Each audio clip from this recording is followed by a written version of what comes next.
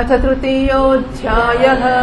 सूत उवाच जगृहे पौरुषं रूपं भगवान् महदादिभिः सम्भूतं षोडशकलमादौ लोकशुश्रूषया यस्यां वसिषयानस्य योगनिद्रां वितन्वतः हृदाम्बुजादासीत् ब्रह्मा विश्वसृजां पतिः यस्यावयवसंस्थानैः कल्पितो लोकविस्तरः तद्वै भगवतो रूपं विशुद्धं सत्त्वमूर्जितं पश्यन्त्यदो रूपमदभ्रचक्षुषा सहस्रपादोरुभुजाननाद्भुतं सहस्रमूर्धश्रवणाक्षिनासिकं सहस्रमौल्यम्बरकुण्डलोल्लसत् एतन्नानावताराणां निधानं बीज यस्यां शांशेन सृज्यन्ते देवतिर्यं नरादयः स एव प्रथमं देवः कौमारं सर्गमास्थितः चचार दुश्चरं ब्रह्मा ब्रह्मचर्यमखण्डितं द्वितीयं तु भवायास्य रसातलगतां महीम् उत्तरिष्यन्नुपादत्त यज्ञेशः सौकरं वपुः तृतीयं ऋषिसर्गं च देवर्षित्वमुपेत्य सः तन्त्रं सात्वतमाचष्ट नैष्कर्म्यं कर्मणां यतः तुर्ये धर्मकलासर्गे नरनारायणावृषि भूत्वात्मोपशमोपेतमकरोद्दुश्चरं तपः कपिलो नाम सिद्धेशः कालविप्लुतं प्रोवाचासुरये सांख्यं तत्त्वग्रामविनिर्णयं षष्ठे अत्रेरपत्यत्वं वृतः प्राप्तो न सूयया आन्वीक्षिके मलर्काय प्रह्लादादिभ्य ऊचिवान् ततः सप्तम आकूत्यां रुचेर्यज्ञोऽभ्यजायत स यामाद्यैसुरगणैरपास्वायम्भुवान्तरम् अष्टमे मेरुदेव्यां तु नाभिर्जात उरुक्रमः दर्शयन् वर्त्मतीराणां सर्वाष्टमनमस्कृतं ऋषिभिर्याचितो भेजे नवमं पार्थिवं वपुः दुग्धे मामोषधीर्विप्रास्तेनायं स उषत्तमः रूपं स जगृहे मास्यं चाक्षुषो दधि सम्प्लवे नाव्यारोप्य महीमय्यामपाद्वैवस्वतं मनुं सुरासुराणामुदधिं मथ्नतां मन्दराचलं दध्रे कमठरूपेण पृष्ठ एकादशे विभुः दान्वन्तरं द्वादशमं त्रयोदशममेव च अपाययत्सुरानन्यान् मोहिन्या मोहनं स्त्रिया चतुर्दशं नारसिंहं बिभ्रद्दैत्येन्द्रमूर्जितं ददार करचैर्वक्षस्यैरकां कटकृद्यथा पञ्चदशं वामनकं कृत्वा गादध्वरं बलेः याचमानः प्रत्यादित्सुश्रीविष्टपम् अवतारे षोडशमे पश्यन् ब्रह्मद्रुहो नृपान् त्रिसप्त कृत्वा कुपितो निःक्षत्रामकरोन्महीम् ततः सप्तदशे जातः सत्यवत्यां पराशरात् चक्रे वेदतरोः शाखा दृष्ट्वा पुंसोऽल्पमेधसः नरदेवत्वमापन्नः सुरकार्यचिकीर्षया समुद्रनिग्रहादीनि चक्रे वीर्याण्यतः परम् एकोनविंशे विंशतिमे वृष्णिषु प्राप्य जन्मनि रामकृष्णाविति भुवो भगवान् हरद्भरम् ततः कलौ सम्प्रवृत्ते सम्मोहाय सुरद्विषाम् बुद्धो नाम्ना जनसुतः कीकटेषु भविष्यति अथासौ युगसन्ध्यायां दस्युप्रायेषु राजसु जनिता विष्णुयशसो नाम्ना कल्किर्जगत्पतिः। શ્રી સૂતજી કહે છે સૃષ્ટિના આદિમાં ભગવાને લોકોના નિર્માણની ઈચ્છા કરી. ઈચ્છા થતાં જ મહત્તત્વ વગેરેથી નિષ્પન્ન પુરુષનું રૂપ ગ્રહણ કર્યું. સો કામયત બહુશ્યામ પ્રજાય અને તદ અભવત. બરાબર, એણે ઈચ્છા કરી રચના કરું અને પોતે બની ગયો. એ જ શબ્દો મહત્તત્વ આદિથી નિષ્પન્ન પુરુષનું રૂપ પોતે ગ્રહણ કર્યું. એમાં 10 ઇન્દ્રિયો, 1 મન અને 5 ભૂત, આ 16 કળાઓ હતી. એમના કારણ જળમાં શયન કરતા જ્યારે યોગ નિદ્રાનો વિસ્તાર કર્યો ત્યારે એમના નાભી સરોવરમાંથી એક કમળ પ્રગટ થયું અને એ કમળમાંથી પ્રજાપતિઓના અધિપતિ બ્રહ્માજીની ઉત્પત્તિ થઈ. ભગવાનના એ વિરાટ રૂપના અંગ પ્રત્યંગમાં જ સમસ્ત લોકોની કલ્પના કરવામાં આવી છે. બહુ સ્પષ્ટ છે, કલ્પનાઓ જ કરવામાં આવી છે. આ ભગવાનનું વિશુદ્ધ સત્વમય શ્રેષ્ઠ રૂપ છે. યોગી લોકો દિવ્ય દૃષ્ટિથી ભગવાનના આ રૂપનું દર્શન કરે છે. ભગવાનનું એ રૂપ હજારો પગ, જાંઘો, ભુજાઓ અને મુખોના કારણે અત્યંત વિલક્ષણ છે. એમાં હજારો મસ્તક, હજારો કાન, હજારો આંખો અને હજારો નાસિકાઓ છે. હજારો મુકટ, વસ્ત્ર અને કુંડળ વગેરે આભૂષણોથી ઉલ્લસિત રહે છે. ભગવાનનું આ જ પુરુષ રૂપ જેને નારાયણ કહે છે, અનેક અવતારોનો અક્ષય કોષ છે. એમાંથી જ બધા અવતારો પ્રગટ થયા કરે છે. આ રૂપના નાના નાના અંશથી દેવતા, પશુ, પક્ષી અને મનુષ્ય વગેરે યોનિઓની સૃષ્ટિ થાય છે. ભગવાનના અવતારોનું વર્ણન કરે છે.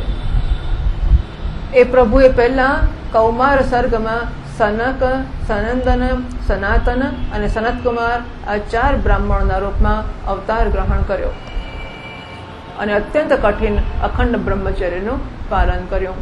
બીજી વાર આ સંસારના કલ્યાણ માટે સમસ્ત યજ્ઞના સ્વામીએ ભગવાને જ રસાતળમાં ગયેલી પૃથ્વીને કાઢી લાવવાને માટે વરાહ રૂપ ગ્રહણ કર્યું.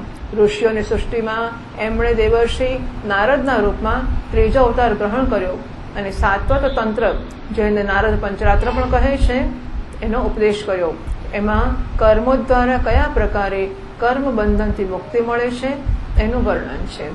ધર્મપત્ની મૂર્તિના ગર્ભથી એમણે નરનારાયણના રૂપમાં ચોથો અવતાર ગ્રહણ કર્યો. આ અવતારમાં એમણે ઋષિ બનીને મન અને ઇન્દ્રિયોનો સર્વથા સંયમ કરીને બહુ કઠિન તપશ્ચર્યા કરી. 5મા અવતારમાં એ સિદ્ધોના સ્વામી કપિલના રૂપમાં પ્રગટ થયા અને તત્વોનો નિર્ણય કરનારા સાંખ્ય શાસ્ત્રનો, જે હવે સમયના ફેરાથી લુપ્ત થઈ ગયો છે, આસુરી નામના બ્રાહ્મણને ઉપદેશ કર્યો. અનસુયાએ વરદાન માગ્યું ત્યારે 6ઠ્ઠા અવતારમાં અત્રિના સંતાન દત્તાત્રેય થયા. આ અવતારમાં એમણે અલર્ક અને પ્રહલાદ વગેરેને બ્રહ્મજ્ઞાનનો ઉપદેશ કર્યો. 7મી વાર રુચિ પ્રજાપતિની આકુતિ નામની પત્નીથી યજ્ઞના રૂપમાં અવતાર ગ્રહણ કર્યો અને પોતાના પુત્ર યામ વગેરે દેવતાઓની સાથે સ્વયંભૂ મન્વંતરની રક્ષા કરી. રાજા નાભીની પત્ની મેરુદેવીના ગર્ભથી ઋષભદેવને રૂપમાં ભગવાને 8મો અવતાર ગ્રહણ કર્યો. આ રૂપમાં એમણે પરમહંસોનો એ માર્ગ, જે બધા આશ્રમીઓ માટે વંદનીય છે, એ બતાવ્યો ઋષભદેવજીએ. ઋષિઓની પ્રાર્થનાથી 9મી વાર રાજા પૃથુના રૂપમાં અવતીર્ણ થયા. એ સૌનકાદિ ઋષિઓ. આ અવતારમાં એમણે પૃથ્વીમાંથી સમસ્ત ઔષધિઓનું દોહન કર્યું હતું. એનાથી આ અવતાર સૌથી મહાન કલ્યાણકારી થયો. ચાક્ષુષ મન્વંતરના અંતમાં જ્યારે આખી ત્રિલોકી સમુદ્રમાં ડૂબી રહી હતી ત્યારે એમણે મત્સ્ય રૂપમાં 10મો અવતાર ગ્રહણ કર્યો અને પૃથ્વીરૂપી નૌકા પર બેસાડીને પછીના મન્વંતરના અધિપતિ વૈવસ્વત મનુની રક્ષા કરી. જે સમયે દેવતા અને દૈત્ય સમુદ્ર મંથન કરી રહ્યા હતા, એ સમયે 11મો અવતાર ધારણ કરીને કચ્છપ રૂપથી ભગવાને મંદરાચળને પોતાની પીઠ ઉપર ઉઠાવ્યો, ધારણ કર્યો. 12મી વાર ધન્વંતરીના રૂપમાં અમૃત લઈને સમુદ્રમાંથી પ્રગટ થયા. 13મી વાર મોહિની રૂપ ધારણ કરીને દૈત્યોને મોહિત કરતા દેવતાઓને અમૃત પીવડાવ્યો. 14મા અવતારમાં નૃસિંહ અવતાર એમણે ધારણ કર્યો અને અત્યંત બળવાન દૈત્યરાજ હિરણ્યકશ્યપુની છાતી પોતાના નખોથી અનાયાસ એવી રીતે ફાડી નાખી, જેવી રીતે ચટાઈ બનાવનારો બાંસની ચીરીઓને ચીરી નાખે છે.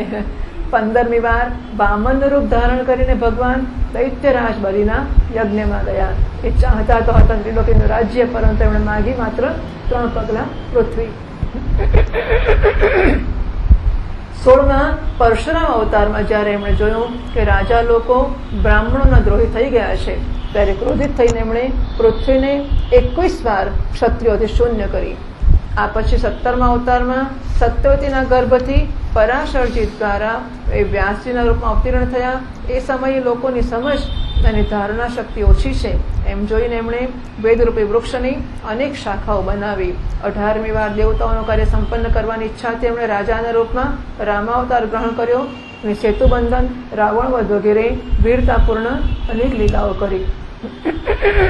19મા અને 20મા અવતારોમાં એમણે યદુવંશમાં બળરામ અને શ્રી કૃષ્ણના નામથી પ્રગટ થઈને પૃથ્વીનો ભાર ઉતાર્યો. આ પછી કળિયુગ આવતા મગધ દેશ બિહારમાં દેવતાઓના દ્વેષી દૈત્યોને મોહિત કરવાને માટે અજનના પુત્રના રૂપમાં આપનો બુદ્ધાવતાર થશે. એ ભાગવત પછી બુદ્ધાવતાર છે. આ પછી બહુ પાછળથી જ્યારે કળિયુગનો અંત સમીપમાં હશે ત્યારે રાજા લોકો પ્રાયઃ લૂંટારાઓ જ થઈ જશે. અત્યારે હજુ કળિયુગનું પ્રથમ ચરણ કહેવાય છે, જ્યારે ખરેખર કળિયુગ આવશે અત્યારે લૂંટારાઓ શું બાકી છે વિચાર તો કરો. તો હજુ કળિયુગનું પહેલું ચરણ છે, બીજું ત્રીજું ચોથું આવશે ત્યારે આ રાજાઓ લૂંટારા થઈ ગયા હશે. ત્યારે જગતના રક્ષક ભગવાન વિષ્ણુયશ નામના બ્રાહ્મણના ઘરમાં કલ્કી રૂપમાં અવતીર્ણ થશે. નીચે પાદનોજ છે. અહીં 22 અવતારોની ગણતરી કરી છે, પણ ભગવાનના 24 અવતાર પ્રસિદ્ધ છે. કેટલાક વિદ્વાનો 24ની સંખ્યા આવી રીતે પૂરી કરે છે કે રામકૃષ્ણ સિવાય 20 અવતાર તો ઉપર કયા જ છે અને બાકીના 4 અવતાર શ્રી કૃષ્ણના અંશ છે. સ્વયં શ્રી કૃષ્ણ પૂર્ણ પરમેશ્વર છે, એ અવતાર નથી, અવતારી છે. આથી શ્રી કૃષ્ણને અવતારોમાં ગણવામાં આવતા નથી. એમના 4 અંશ છે. એક તો કેશનો અવતાર, બીજો સુતપા તથા કૃષ્ણ પર કૃપા કરવા માટેનો અવતાર, ત્રીજો સંકર્ષણ બલરામ અને ચોથો પરબ્રહ્મ. આ પ્રકારે આ 4 અવતારોમાં વિશિષ્ટ 5મા સાક્ષાત ભગવાન વાસુદેવ છે. બીજા વિદ્વાનો એમ માને છે કે 22 અવતાર તો ઉપર કહ્યા જ છે, આ સિવાયના 2 હંસ અને હયગ્રીવ છે. અથવા બીજી રીતે ધર્મ અને મનુના પહેલા 2 અવતાર ગણીએ તો 24, એવી રીતે 24 કરે છે. 26મા શ્લોકથી આગળ વાંચીએ. અવતારાહ્ય સંખ્યેયા હરે સત્વનિધેર્દ્વિજાઃ યથા વિદાસિનઃ કુલ્યા સરસસ્ય સહસ્રશઃ ઋષયો મનવો દેવા મનુપુત્રા મહૌજસઃ કલા સર્વે હરેરેવ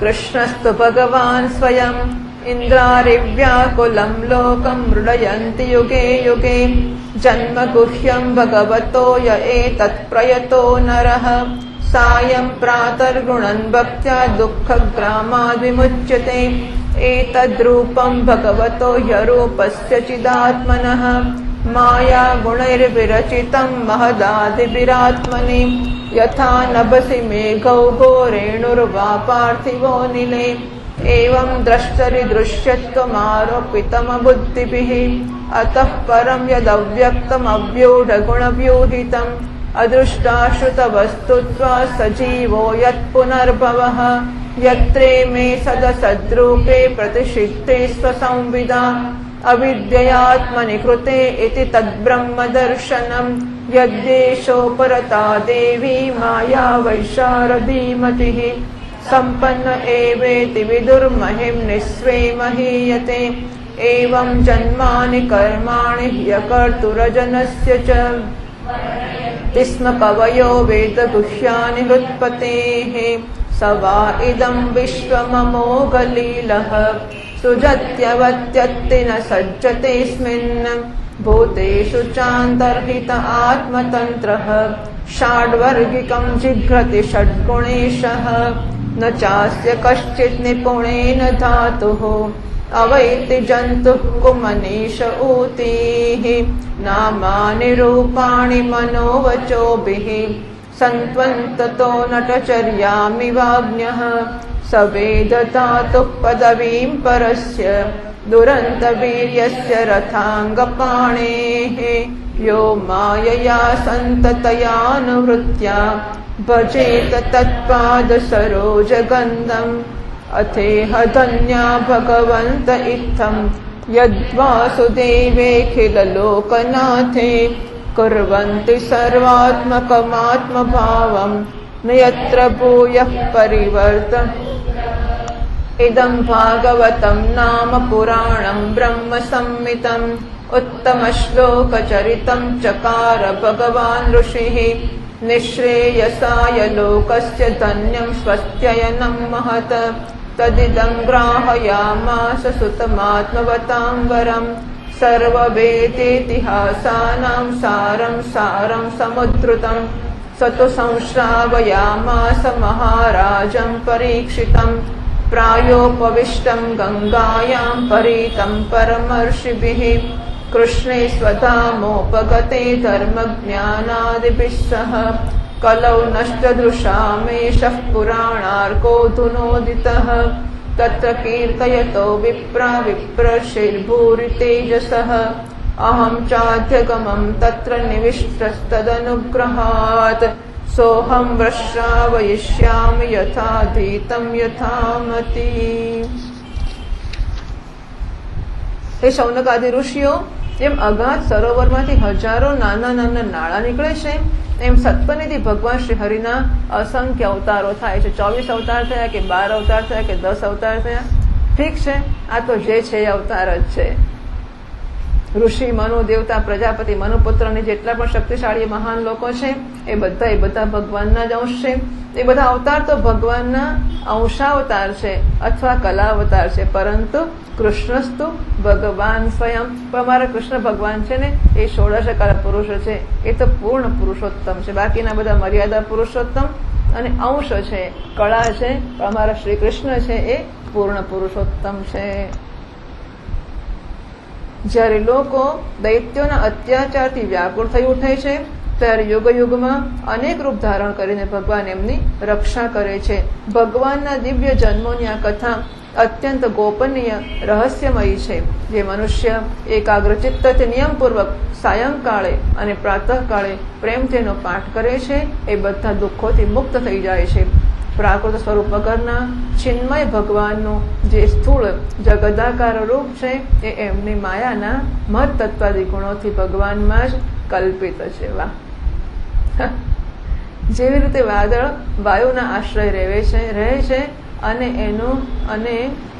ધૂળિયાપણું ધૂળમાં રહે છે, પરંતુ અલ્પબુદ્ધિ મનુષ્ય વાદળોને આકાશમાં અને ધૂળિયાપણાને વાયુમાં આરોપિત કરે છે। બરાબર?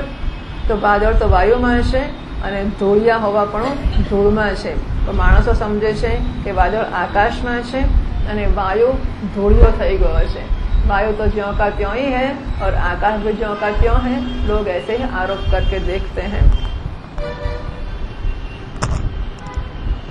एवी रीते अविवेकी पुरुष सर्वना साक्षी आत्मामां स्थूल दृश्य रूप जगतनो आरोप करे छे। आ स्थूल रूपथी पर भगवानનું એક સૂક્ષ્મ અવ્યક્ત રૂપ છે, જે સ્થૂળની જેમ આકારાદી ગુણોવાળું નથી, ન જોવા સાંભળવામાં આવી શકે છે। એ સૂક્ષ્મ શરીર છે। આત્માનો આરોપ અથવા પ્રવેશ થવાથી જીવ કહેવાય છે અને એનો વારંવાર જન્મ થાય છે। જો પ્રવેશ એટલે એમણે તો પ્રવેશને આરોપ કહી દીધો। 32મા શ્લોકમાં યદવ્યક્તમ અવ્યુઢ ગુણવ્યુહિતમ અદૃષ્ટ અશ્રુત વસ્તુત્વા સજીવો યત પુનર્ભવઃ।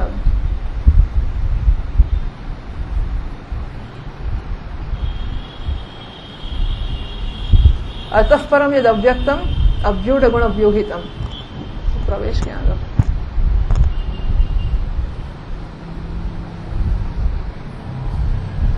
એટલે તો બધું મહારાષ્ટ્રીનું પોતાનું છે। આખંડાનંદજી મહારાજના કરેલા ભાષાંતરો છે, એ ભાષાંતરોમાં જે બધું આવું વિશેષતાઓ હોય એમની હોય। ઉપરયુક્ત સૂક્ષ્મ અને સ્થૂળ શરીર અવિદ્યાથી જ આત્મામાં આરોપિત છે। જે અવસ્થામાં આત્મ સ્વરૂપના જ્ઞાનથી આરોપ દૂર થઈ જાય છે એ સમયે બ્રહ્મનો સાક્ષાત્કાર થઈ જાય છે। તત્વજ્ઞાની લોકો જાણે છે કે જે સમયે આ બુદ્ધિરૂપા પરમેશ્વરની માયા નિવૃત્ત થઈ જાય છે। વાહ! આપણે તો માયા એટલે દુનિયાની માયા દૂર કરવા માંગીએ ને કે અહીંયા માયા છે ને ત્યાં માયા છે। આ તો કે માયા નામની વસ્તુ કઈ છે કે બુદ્ધિ છે ને એ જ માયા છે। કેટલી બધી સ્પષ્ટ વસ્તુઓ છે। બુદ્ધિરૂપા પરમેશ્વરને આમ કેમ અને પેલું કેમ નહીં, બસ નિવૃત્ત થઈ જાય છે। એ સમય જીવ પરમાનંદમય થઈ જાય છે અને પોતાના સ્વરૂપ મહિમામાં પ્રતિષ્ઠિત થઈ જાય છે। વાસ્તવમાં જેમના જન્મ નથી અને કર્મ પણ નથી એ હૃદયેશ્વર ભગવાનના અપ્રાકૃત જન્મ અને કર્મોનું તત્વજ્ઞાની લોકો આ પ્રકારે વર્ણન કરે છે। જન્મ કર્મ છે મે દિવ્યમ એવમ યો વેત્તિ તત્વતઃ, કારણ કે એમના જન્મ અને કર્મ વેદોના અત્યંત ગોપનીય રહસ્ય છે। ભગવાનની લીલા અમોઘ છે। એ લીલાથી સંસારનું સર્જન પાલન સંહાર કરે છે, પરંતુ એમાં આસક્ત થતા નથી। પ્રાણીઓના અંતઃકરણમાં છુપાઈને રહીને જ્ઞાનેન્દ્રિય અને મનના નિયંતાના રૂપમાં જ્ઞાનેન્દ્રિયો વિષયોનું ગ્રહણ પણ કરે છે, જ્ઞાનેન્દ્રિયોના વિષયોનું ગ્રહણ પણ કરે છે, પરંતુ એમનાથી અલગ રહે છે, એ પરમ સ્વતંત્ર છે. આ વિષયો ક્યારેય પણ એમને લિપ્ત કરી શકતા નથી.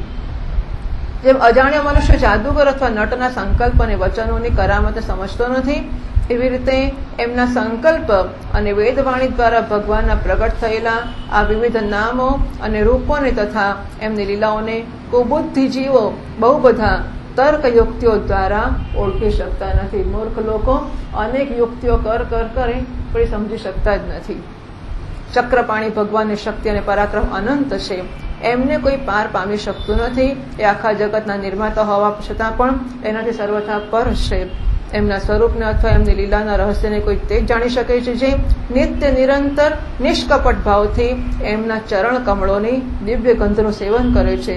સેવા ભાવથી એમના ચરણ, એટલે પાછો મહારાજ ઉમેરી આપે છે, સેવન કરવું એટલે શું? તો કે સેવા ભાવથી એમના ચરણોનું ચિંતન કરે છે.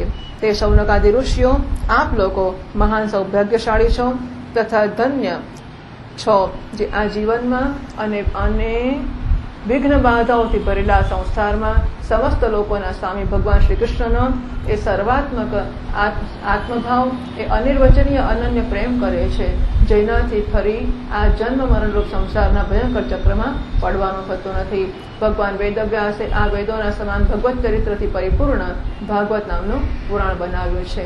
એમણે આ પ્રશંસનીય, કલ્યાણકારી અને મહાન પુરાણને લોકોના પરમ કલ્યાણને માટે પોતાના આત્મજ્ઞાની શિરોમણી પુત્રને ગ્રહણ કરાવ્યો. એમાં બધા વેદ અને ઇતિહાસોનો સાર સંગ્રહ કર્યો છે. સુખદેવજીએ રાજા પરીક્ષિતને સંભળાવ્યો. એ સમયે એ પરમ ઋષિઓથી ઘેરાયેલા આ મરણ અનશન ઉપવાસનું વ્રત લઈને ગંગા કિનારે બેઠા હતા. ભગવાન શ્રી કૃષ્ણ જ્યારે ધર્મ, જ્ઞાન વગેરેની સાથે પોતાના પરમધામમાં પધારી ગયા, ત્યારે આ કળિયુગમાં જે લોકો અજ્ઞાનરૂપી અંધકારથી આંધળા થઈ રહ્યા છે, એમને માટે આ પુરાણરૂપી સૂર્ય આ સમયે પ્રગટ થયો છે. કે શૌનકાદિ ઋષિઓ જ્યારે મહાતેજસ્વી શ્રી સુખદેવજી મહારાજ ત્યાં આ પુરાણની કથા કહી રહ્યા હતા, ત્યારે હું પણ ત્યાં બેઠો હતો. મેં પણ એમની કૃપાપૂર્ણ અનુમતિથી એમનું અધ્યયન કર્યું હતું. આવો પણ નિયમ છે કે ગુરુજીની રજા લઈને અધ્યયન કરવું જોઈએ, છાનામાના સાંભળવું ના જોઈએ. હા, એટલે આ સુખદેવજીની કથામાં જ આવશે. મારું જેવું અધ્યયન છે અને મારી બુદ્ધિ જેટલું જે પ્રકારે ગ્રહણ કરી શકી છે એને અનુસાર હું આપ લોકોને એ સંભળાવીશ. એટલે શ્રીમદ ભાગવતે મહાપુરાણે પારમહંસ્યામ સંહિતાયામ પ્રથમ સ્કંદે નૈમિષીયોપાખ્યાને તૃતીયોધ્યાયઃ. શ્રી કૃષ્ણાર્પણમસ્તુ.